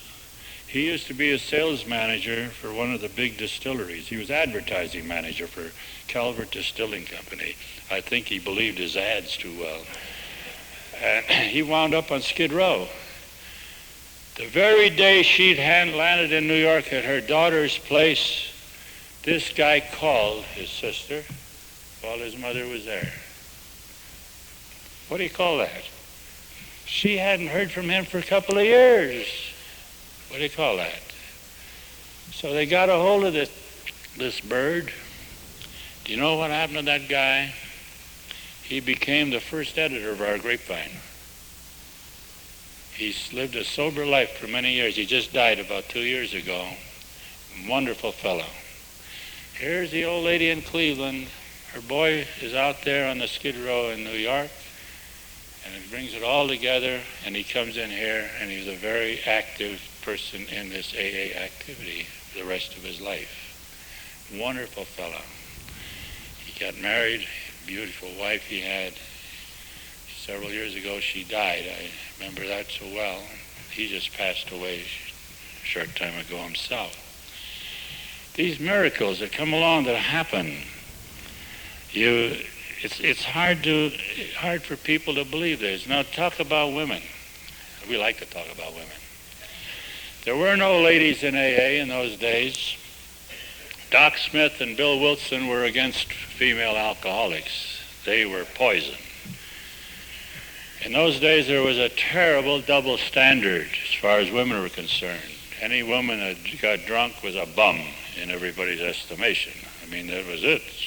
She was a hooker in everybody's estimation. She was a lot less than what a lady should be. And they didn't want them. The first gal that I ever sponsored, she was in a hospital in Chicago. Get this, Chicago. She'd been in and out of that hospital numerous times with booze and pills. I had a sister-in-law as a nurse in that hospital, and Carolyn said to this gal one day, she says, hey, you ought to go to Cleveland and see my brother-in-law, my ex-brother-in-law, and he fixes drunks, and he can fix you. She got on a train and came to Cleveland, and came and moved into my house for about 3 weeks. I was still with Dorothy then. And I looked everywhere find these pills. I went to all the hems of her garments, through her bags, through every place that was legal. I looked for these pills, and I couldn't find them. But finally she got straightened up and she went back to Chicago. When she went back there, I gave her Earl Treat's name. Earl had been in the Oxford movement in Akron when I was down there, and his business took him to Chicago, and he didn't do anything about fixing drunks out there. He was sitting on his big fat behind. She went out there and she lit a candle under that old boy, and they went out along with Grace Cullis. They started the Chicago group. That's the one girl. I want to tell you about another gal. Tell you about several of them. First, I'll tell you about one that when I was living in this boarding house, this little gal was named Marie. She was a hooker, and her territory was out in front of my house, this boarding house. She had 2 blocks that she walked up and down, and business was always poor in those days. After all, there's a depression on. And she had a nuisance value. She'd come into my boarding house, where I was living, and she'd come right back to my room, and she put the arm on me for $0.25.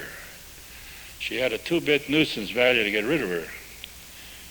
And I was in trouble with old lady Mac, the landlady. She didn't like that hooker coming in there. She said, we got enough broads around here now. We don't have to get them in out of the streets.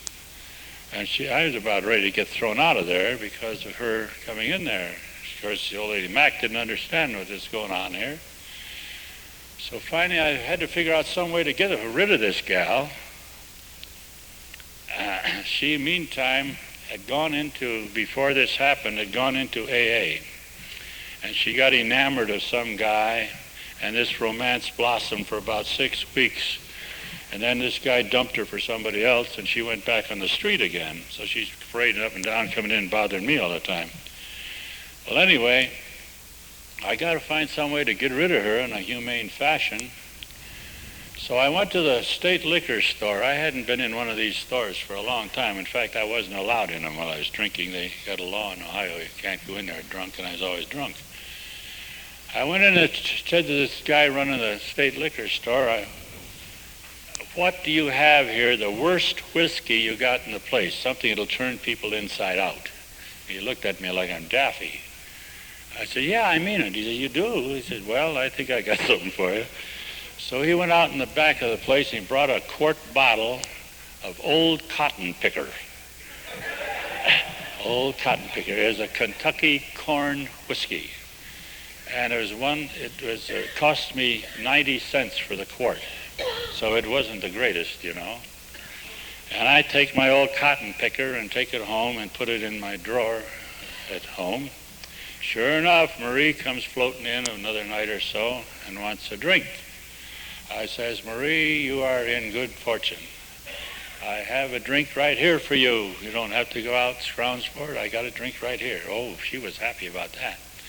I says, but I tell you what, Marie, I'm in trouble here with old lady Mac. And I want you to drink this drink right down and get out of here and don't come back. Do me a favor. I've been trying to be good to you, but take this down and blow, and don't bother me anymore.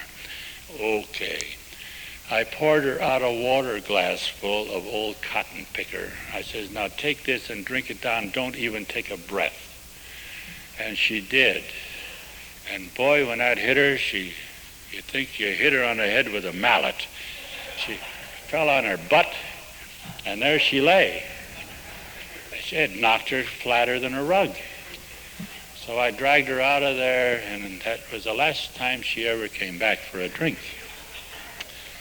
But I kept the Cotton Picker, and there's Paul Simon was a fellow that was a cast off of a very wealthy family, and he was living in that place. And he had a pal that he used to go to college with. This guy's family were multimillionaires. They had polo ponies and all that stuff out in Gates Mills out east of Cleveland. And this Robbie was a pretty boy. He had real wavy black hair. And he looked more like a girl than anything else. And Paul was trying to get him to come to get dried out in Post Shaker Sanitarium. So finally, and he hated my guts. This fellow Robbie hated me like the like the devil hates holy water. And every time we'd run into each other, he would tell me something about my ancestors and all this stuff. And I just irritated this guy. We just had a personality clash. Well, anyway, Paul said, finally come back there one noon, he says, Robbie's out here and he wants to go in, but he wants a drink first. You got anything to drink? Now, that guy wouldn't wash his feet in Seagram's 7 Crown. He had the best of everything. He was a millionaire kid. I said, yeah, I just have the drink for Robbie, just the thing.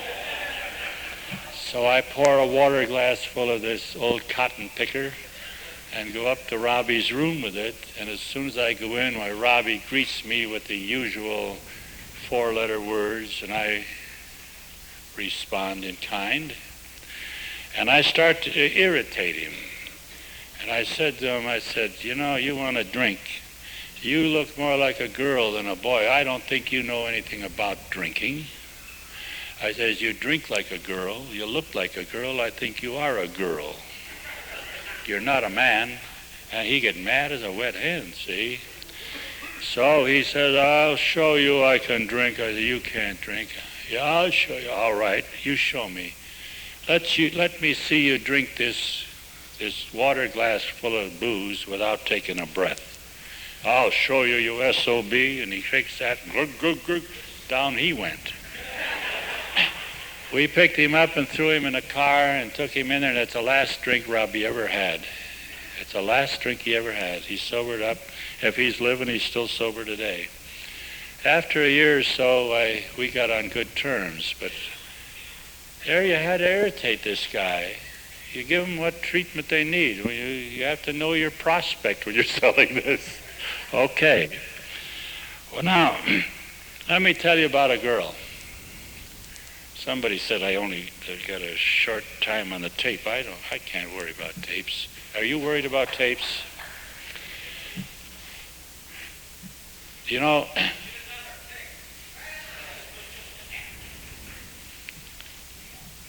there was a girl, I made a lot of contacts with social workers and people like that.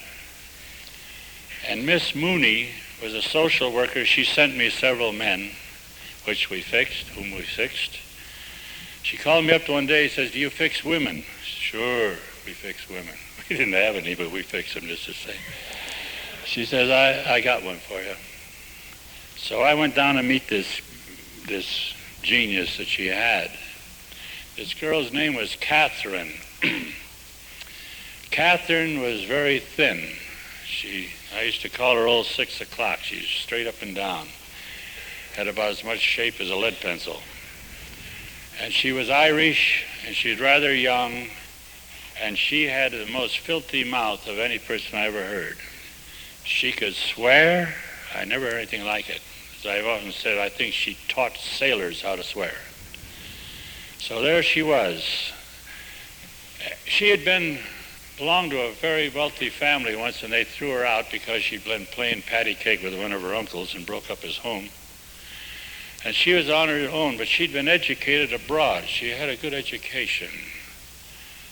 And she was on the street, and Catherine would do anything for a drink. Anything. And she looked it. So Mooney introduced me to Catherine, and so everything went fine. A couple of weeks were getting along great. Catherine isn't drinking, and things are going good. I used to go home at noon, go to the rooming house at noon, a lot of times to get away from the store. And one day I'm walking down the corner to the drugstore, and here comes Catherine up my direction, and she's so drunk she can't hit the sidewalk with her hat. She is really drunk. Catherine had been out to that Warrensville workhouse so many times that she was serving a life sentence on the installment plan. She'd go in for 30, 60 days, come back, and back out again. That was her home away from home. So here she's drunk. So I said, Catherine, you just got out of the pokey. You're going to go right back in. Let's get home. So I wanted to take her home. Okay. So she was Irish, and she really had a loud mouth and a dirty one. And she suddenly decided she wants something to eat. Now this is noontime, this is happening. Well, I know that Catherine is not capable of doing much on the east side, so I try to steer her into a Greek restaurant there, and she looks in there and looks at me.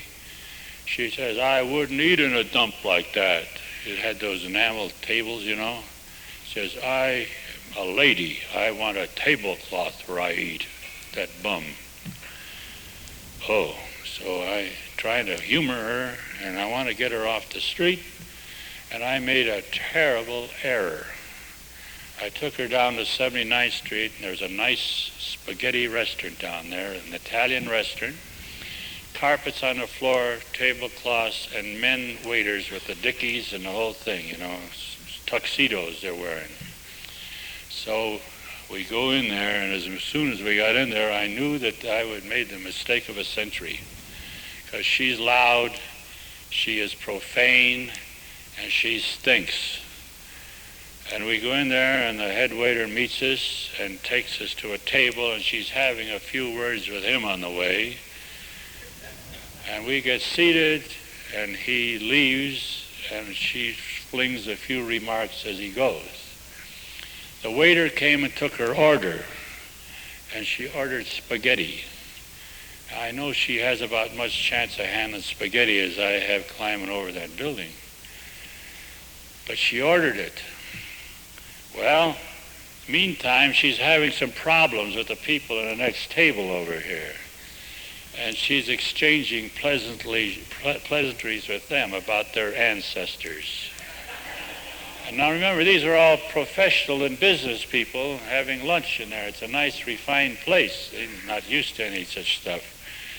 So that ain't bad enough. She's having trouble over here with another table, and then a table behind her. The next thing you know, the whole damn restaurant's in an uproar. The head waiter comes back and tries to shush her, and she tells him a few things. He blows. The waiter then brings her spaghetti and sets it down, and she dismisses him.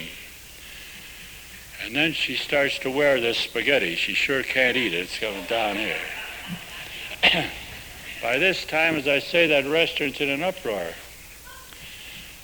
And the head waiter comes back and advises us we have to leave. Well, she don't like this guy because he represents authority. She'd had trouble with him before, and he had the nerve to come back and tell her to get out, and she don't like this, so she did nothing but pick up that plate of spaghetti and give it to him right in the kisser, all over his, run down over his dicky. Well, in about 2 minutes, the wagon was there. And Catherine and I are both in the wagon. Down we go to the pokey. They put Catherine in some place back, and they left me out in the front there. They put me in a cage out front here. And I'm rattling this bloody cage, and I'm trying to tell these monkeys in there that I don't belong here, and they assured me nobody does. And I'm making a lot of noise, and finally I give up. It's no use. I'm stuck. So I just lay down and rest a while, and finally they changed shifts. A new bunch of cops came on, so I started my rattling all over again, and one guy came over to see what's going on here. And I told him, I says, you just call, what's his name, huh? Crowley. Yeah, call Crowley, the probation officer. He'll tell you all about me. He said, you know Crowley? I said, sure.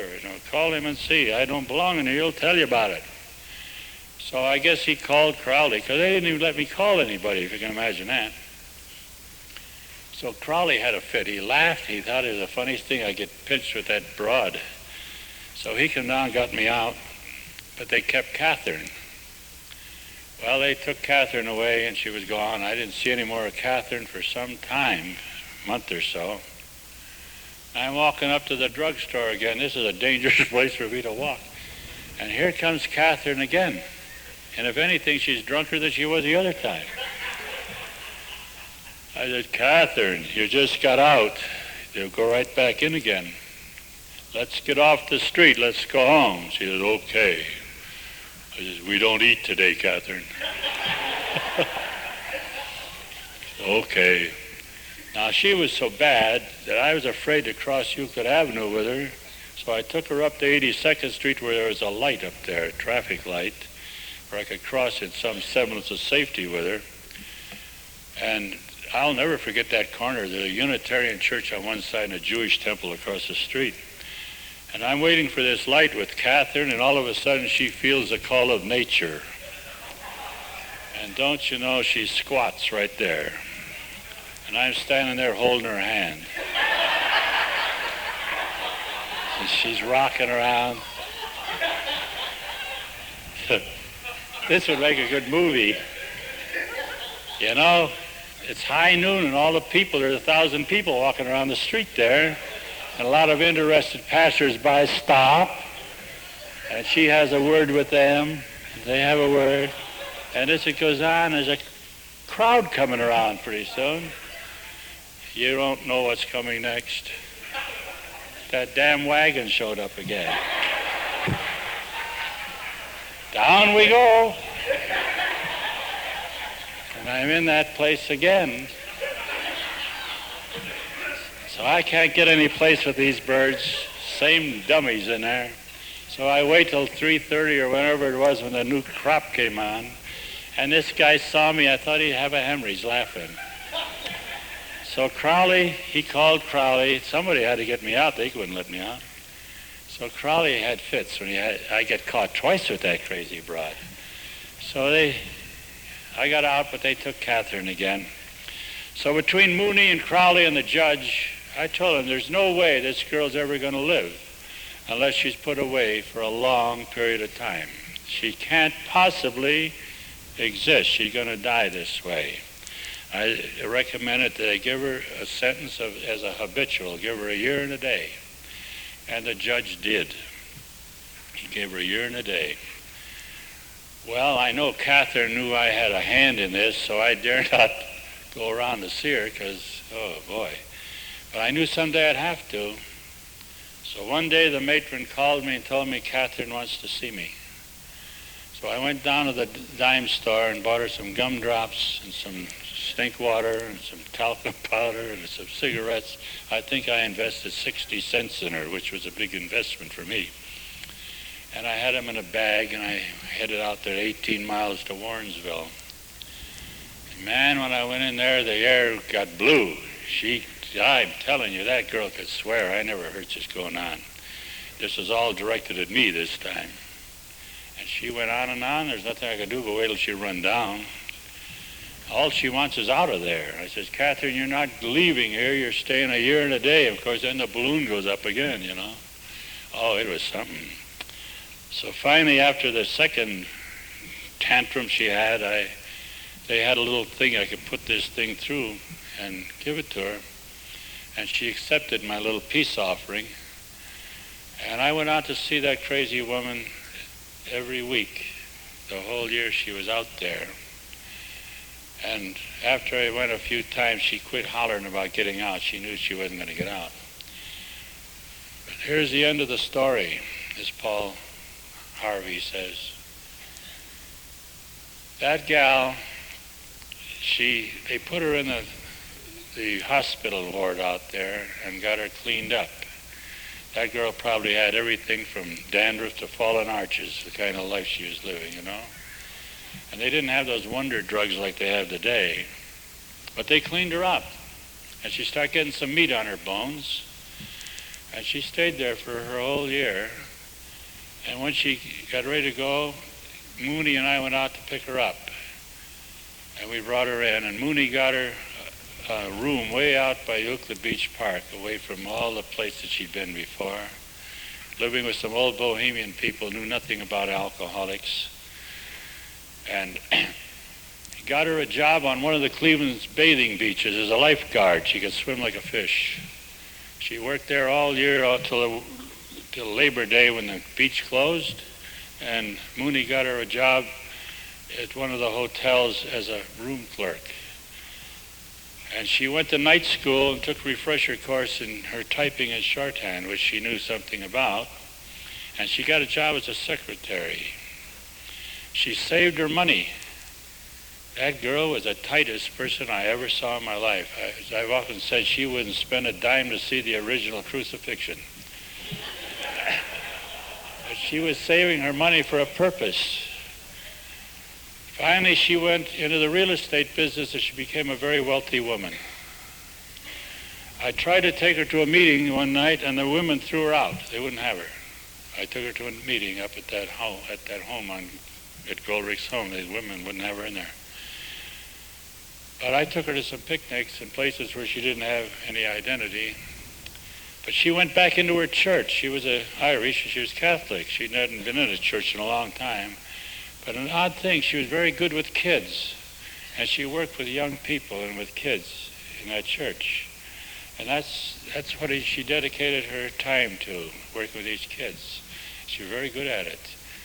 That woman became wealthy. The last I heard of her, she was living in Palm Beach, Florida.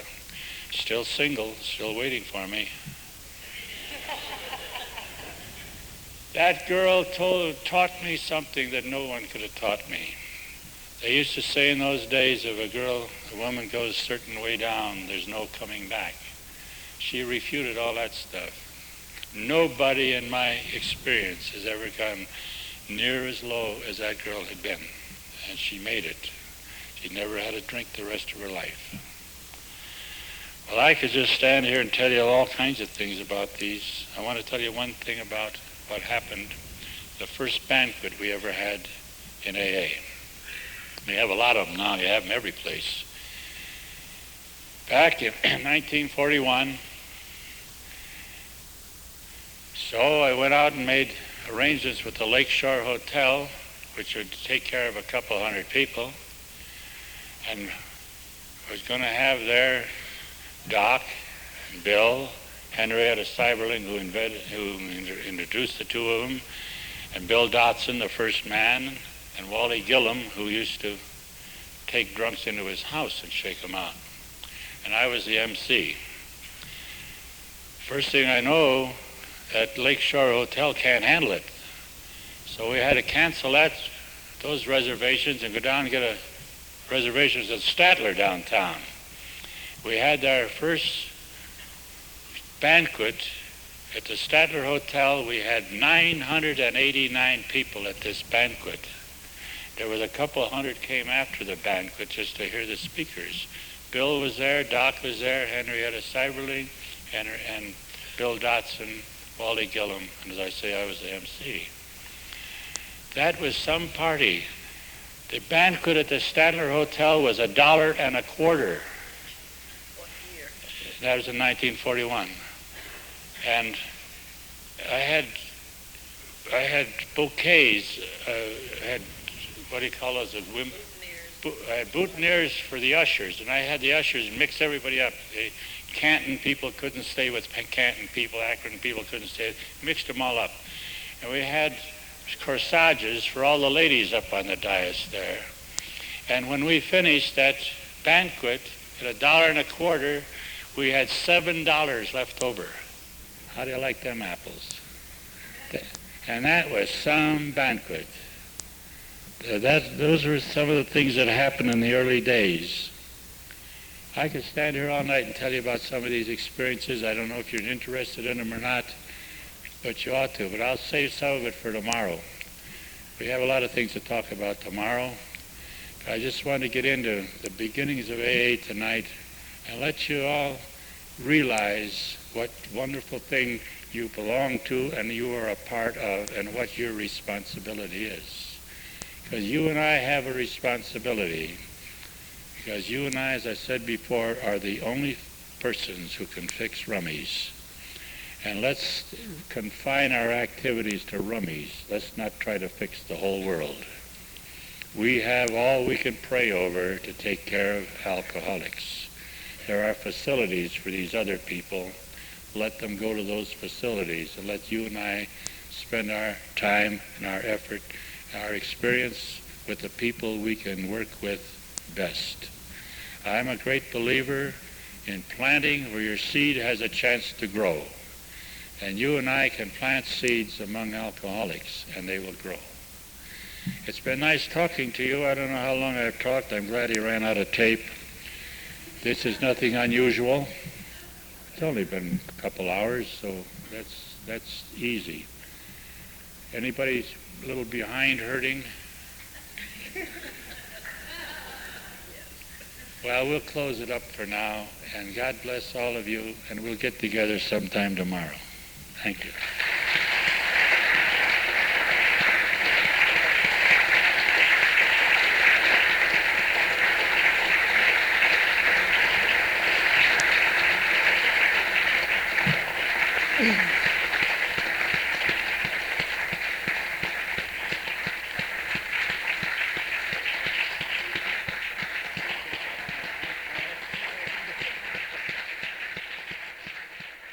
I think we got a great talk going on here. Thanks for watching the channel. Taper Dave here. Just curious, do you think this is better than Zoom? Okay, this is how I prepare my drone for launching. I like to do it inside the cab of my truck so I'm not standing outside in the weather. To install the joysticks for control, up and down, right and left, powered on. I have an Android phone that I use to connect it to the drone with. And it's actually controlled through the iPhone, through an app. Oops, wrong way.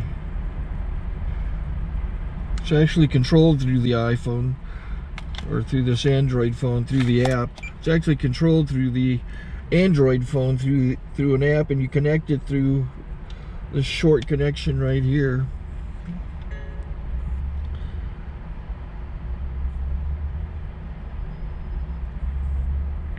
Remote control connected. Remote control's connected.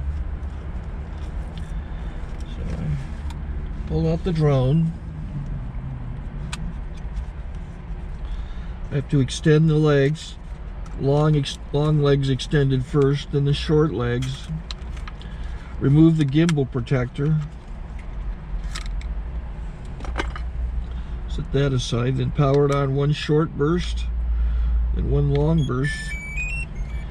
I lay it down. So I have to go to calibrate. So the drone's not connected yet.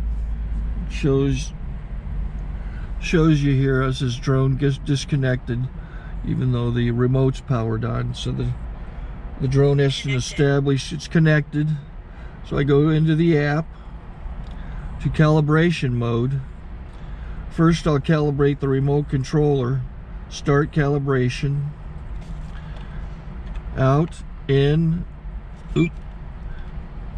out, in, up, down, and then this little wheel is to control the gimbal.